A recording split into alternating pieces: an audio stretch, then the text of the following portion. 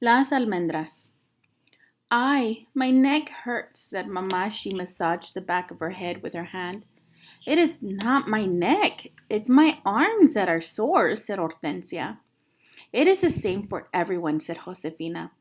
When you first start in the sheds, the body refuses to bend, but in time you will get used to the work. Everyone had come home that night, tired with the various aches and pains. They gathered in one cabin for dinner, so it was crowded and noisy. Josefina warmed a pot of beans, and Hortensia made fresh tortillas. Juan and Alfonso talked about the field while Miguel and Isabel played with the babies, making them squeal with laughter. Mamma cooked arroz, and Esperanza was surprised that Mamma knew just how to brown it first in oil with onions and peppers. Esperanza chopped tomatoes for a salad and hoped no one would mention the sweeping. She was glad this day was over. Her bruises had been to her pride. Isabel took a fresh tortilla, sprinkled it with salt, rolled it up like a cigar, and waved it at Miguel. How come you and Tio Alfonso won't let me go behind the cabin with you? Shh, he said, it's a surprise. Why are you so full of secrets? Asked Esperanza. But neither Alfonso nor Miguel answered. They simply smiled while they prepared their plates. They ate dinner, but before they could slice a cantaloupe for dessert, Alfonso and Miguel disappeared with instructions not to follow them. What are they doing? Demanded Isabel. Hortensia shrugged as if she knew nothing. Miguel came back just before sunset. Senora and Esperanza, we have something to show you. Esperanza looked at Mamma. It was obvious Mamma was confused as she was. They all followed Miguel to where Alfonso was waiting. Behind the cabin was an old oval washtub with one end cut off. It had been set on its side, forming a little shrine around a plastic statue of Our Lady of Guadalupe. Someone had built a grotto of rocks around the base of the tub. Around it, a large plot of earth had been fenced in by sticks and rope and planted with thorny stems, each with only a few branches. Isabel gasped. Oh, it's beautiful. Is that our statue? Josefina nodded. But the roses come from far away. Esperanza searched Miguel's face, her eyes hopeful. Papas? Yes, these are your papa's roses, said Miguel, smiling at her. Alfonso had dug circles of earth around each plant. Casitas, little houses that made moats for deep watering, just like he had done in Aguascalientes. But how? Esperanza remembered the rose garden as a blackened graveyard. After the fire, my father and I dug down to the roots. Many were still healthy. We carried the cuttings from Aguascalientes, and that's why we had to keep them wet. We think they will grow in time. We think they will grow. In time, we will see how many bloom. Esperanza bent closer to look at the stems rooted in mulch. They were leafless and stubby, but lovingly planted. She remembered the night before the fire, when she had last seen the roses and had wanted to ask Hortensia to make rosehip tea, but she'd never had the chance. Now, if they bloomed, she could drink the memories of the roses that had known Papa. She looked at Miguel, blinking back tears. Which one is yours? Miguel pointed to one. Which one is mine? He smiled and pointed to the one that was closest to the cabin wall and already had a makeshift trellis propped against it. So you can climb it, he said. Wait, what's a trellis? A trellis is one of these.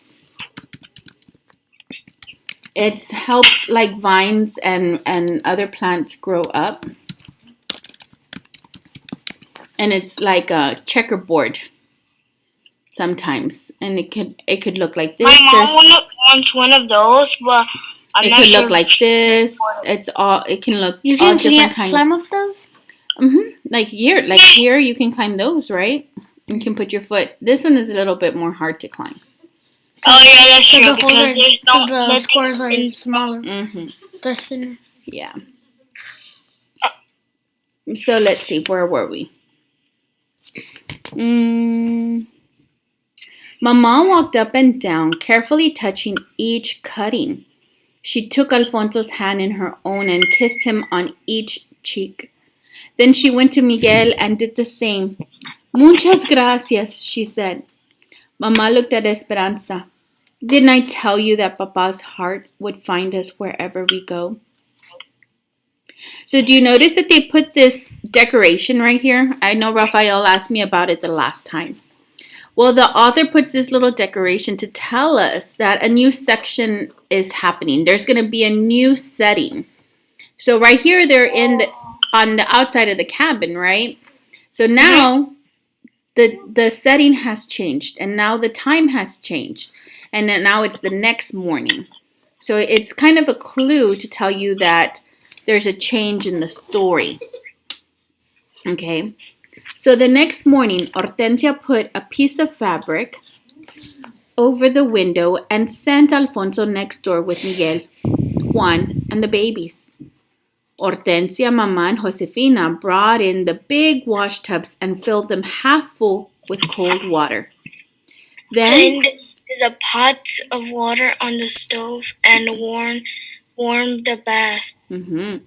Esperanza was excited at the idea of getting into a tub, because all they had done since they arrived was wash their faces and arms with cold water in the sink. She hadn't had a real bath since she left Aguascalientes. But it was Saturday, and tonight was a Jamaica. So the entire camp was getting cleaned up. Baths were being taken, shirts ironed, and hair washed and crimped. Hortensia had given Esperanza her baths since she was a baby, and they had an established routine. Esperanza stood near the tub with her arms outstretched while Hortensia undressed her. Then she got in the tub and tried not to wiggle while Hortensia washed her. She tilted her head back, keeping her eyes closed, while Hortensia rinsed her hair. Finally, she stood up and nodded, which was Hortensia's signal to wrap the towel around her. Esperanza went to one of the washtubs, put her hands out to her sides, and waited. Josefina looked at Hortensia and raised her eyebrows. Isabel said, Esperanza, what are you doing? Mama walked over to Esperanza and said softly, I've been thinking that you are old enough to bathe yourself, don't you think? Esperanza quickly dropped her arms and remembered Marta's taunting voice. No one will be waiting on you here. Yes, Mama, she said.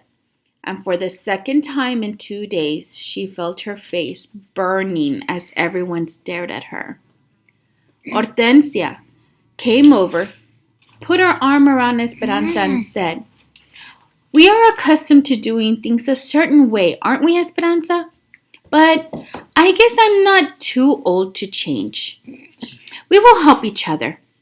I will unbutton the buttons you cannot reach, and you will help Isabel, yes? Josefina, we need more hot water in these tubs. Ándale, hurry. As Hortensia helped her with her blouse, Esperanza whispered, Thank you. Isabel and Esperanza went first, bathing in the tubs, then bending their heads over to wash their hair. Mama and Josefina poured cups of water over them to rinse off the soap. The women took turns going back and forth to the stove for hot water. Esperanza liked being with all of them in the tiny room, talking and laughing and rinsing each other's hair. Josefina and Hortensia talked about all the gossip in the camp. Mama sat in her slip and combed out Isabel's tangles. The women took their turns, and when Hortensia needed hot water, Esperanza rushed to get it for her before anyone else could. Clean and dressed with still wet hair, Esperanza and Isabel went outside to the wooden table under the trees. Josefina had given them a burlap bag of almonds that she wanted shelled. Isabel went over and brushed her hair in the dry air. Are you coming to the Jamaica tonight? She asked. Esperanza didn't answer at first. She had not left the cabin since she had made a fool of herself yesterday. I don't know. Maybe. My mama said it is best to get it over with and face people, and that if they tease you, you should just laugh, said Isabel. I know, said Esperanza, fluffing her own hair that was already almost dry. She dumped the nuts onto the table and picked up an almond still in its flattened pod. The soft and fuzzy outside hull looked like two hands pressed together, protecting something inside. Esperanza popped it open and found the almond shell. She snapped the edge of the shell and pried it apart, then pulled the meat from its defenses and ate it. I suppose Marta will be there tonight. Probably, said Isabel, and all of her friends too. How does she know English? She was born here, and her mother too. They are citizens, said Isabel, helping shell the almonds. Her father came from Sonora during the revolution. They have never even been to Mexico. There's lots of kids who live in our camp who have never been to Mexico.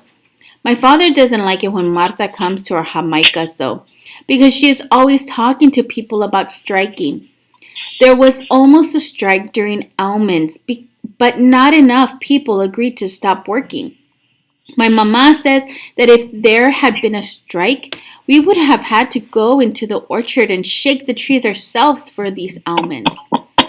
Then we're lucky. What is your mother making with these nuts?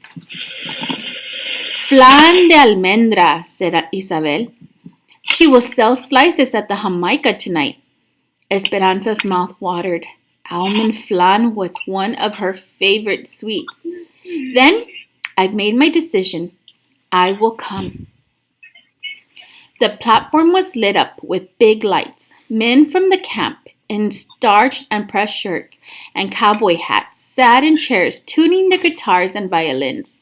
Long rows of tables were covered in bright tablecloths where women sold tamales, desserts, and the specialty, agua de Jamaica, hibiscus flower water punch made with the red Mexican Jamaica bloom. There was bingo on the wooden tables and a long line of chairs circling the dance area for those who wanted to watch. That's where Mama and Hortensia sat, talking to other women. Esperanza stayed close to them, watching the growing crowd. Where do all the people come from? She asked. The other night, she had heard Juan say that about 200 people lived in their camp, but there were many more than that now. These fiestas are popular. People come from other camps, said Josefina, and from Bakersfield too. When the music started, everyone crowded around the platform, clapping and singing. People started dancing in the area around the stage, and children ran everywhere, chasing and hiding. Men held their young boys on their shoulders, and women swaddled their infants, all of them swaying to the sounds of the small band. After a while, Esperanza left Mama and the others and wandered through the noisy crowd, thinking how strange it was that she could be in the middle of so many people and still feel so alone. She saw a group of girls who seemed about her age, but they were huddled together. More than anything, she wished Marisol was here. Isabel found her and pulled on her hand. Esperanza, come and see. Esperanza let herself be led through the crowd. Someone from town had brought a litter of kittens. A group of girls were crowded next to the cardboard box, cooing and cradling them. It was clear that Isabel desperately wanted one. Esperanza whispered to her, I will go ask your mother. She wove back through the crowd to find Josefina, and when she agreed, Esperanza practically ran back to the spot to tell Isabel. But when she got there, a bigger crowd had gathered and something else was going on. Marta and some of her friends stood in the bed of a truck that was parked nearby, each of them holding up one of the tiny kittens. This is what we are, she yelled. Small, meek animals. That is how they treat us because we don't speak up. If we don't ask for what is rightfully ours, we will never get it. This is how we want to live? She held the kitten by the back of the neck, waving it high in the air. It hung limp in front of the crowd. With no decent home and at the mercy of those bigger than us, richer than us? Isabel trembled, her eyes in panic. Will she drop it? A man called out. Maybe all that cat wants to do is feed its family. Maybe it doesn't care what all the other cats are doing. Señor, does it not bother you that some of your compadres live better than others? Yelled one of Marta's friends. We are going to strike in 2 weeks at the peak of the cotton for higher wages and better housing. We don't pick cotton on this farm, yelled another man from their camp. What does it matter, yelled Marta. If we all stop working, if all the Mexicans are juntos, together. She made a fist and held it in the air. Then maybe it will help us all. He yelled back. That is a chance we cannot take. We just want to work. That's why we came here. Get out of our camp. A cheer rose up around him. People started shoving and Esperanza grabbed Isabel's hand and pulled her aside. A young man jumped into the truck and started the engine. Marta and the others tossed the kittens into the field. Then they pulled some of their supporters into the back of the truck with them and raised their arms, chanting, Huelga, huelga, strike, strike. Why is she so angry? Asked Esperanza as she walked back to the cabin a few hours later with Josefina, Isabel, and the babies, leaving the others to stay later. Isabel carried the soft, mewing orange kitten in her arms. She and her mother move around to find work, sometimes all over the state, said Josefina. They work wherever there is something to be harvested. Those camps, the migrant camps, are the worst. Like when we were in El Centro, said Isabel. Worse, said Josefina. Our camp is a company camp, and people who work here don't leave. Some live here for many years. That is why we came to this country, to work, to take care of our families, to become citizens. We are lucky because our camp is better than most. There are many of us who don't want to get involved in the strike because we can't afford to lose our jobs, and we are accustomed to how things are in our little community. They want to strike for better houses, asked Esperanza. That and more money for those who pick cotton, said Josefina. They only get 7 cents a pound for picking cotton. They want 10 cents a pound. It seems like such a small price to pay, but in the past, the growers said no. And now more people are coming to the valley to look for work, especially from places like Oklahoma, where there is little work, little rain, and little hope. If the Mexicans strike, the big farms will simply hire others. Then what would we do? Esperanza wondered what would happen if Mama did not have a job. Would they have to go back to Mexico? Josefina put the babies to bed. Then she kissed Isabel and Esperanza on their foreheads and sent them next door. Isabel and Esperanza lay in their beds listening to the music and the bursts of laughter in the background. The kitten, after drinking a bowl of milk, curled up in Isabel's arms. Esperanza tried to imagine conditions that were more shabby than this room that was covered in newspaper to keep out the wind. Could things possibly be worse? Sleepily, Isabella said, Did you have parties in Mexico? Yes, whispered Esperanza, keeping her promise to tell Isabel about her old life. Big parties. Once, my mama hosted a party for 100 people. The table was set with lace tablecloths, crystal and china, and silver candelabras. The servants cooked for a week. Esperanza continued reliving the extravagant moments, but was relieved when she knew that Isabel was asleep. For some reason, after hearing about Marta and her family, she felt guilty talking about the richness of her life in Aguascalientes. Esperanza was still awake when Mama came to bed later. A stream of light from the other room allowed just enough brightness for her to watch Mama unbraid her hair and brush it out. Did you like the party? Mama whispered. I miss my friends, said Esperanza. I know it is hard. Do you know what I miss? I miss my dresses. Mama, Esperanza said, laughing that Mama would admit such a thing to her. Shh, said Mama, you will wake Isabel. I miss my dresses too, but we don't seem to need them here.